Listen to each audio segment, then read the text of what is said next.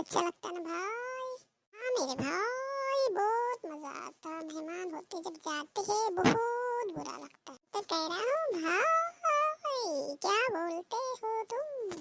बहुत मजा आ रहा था, खेल रहे कूद रहे, मस्त मस्ती ही मस्ती कर रहे। उतल पुतल हो जाता है बच्चों की वजह से।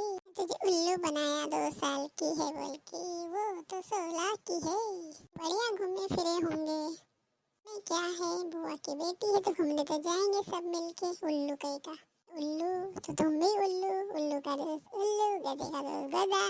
एक दोस्त गधी भी हो सकती ना, घोड़े का घोड़ी भी हो सकती, उल्लू का उल्लू हो सकती, समझा?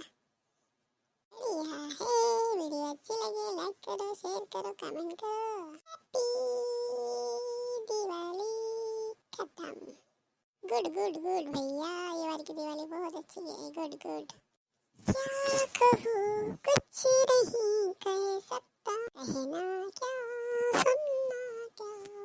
वीडियो अच्छी लगे लाइक करो, शेयर करो, कमेंट करो।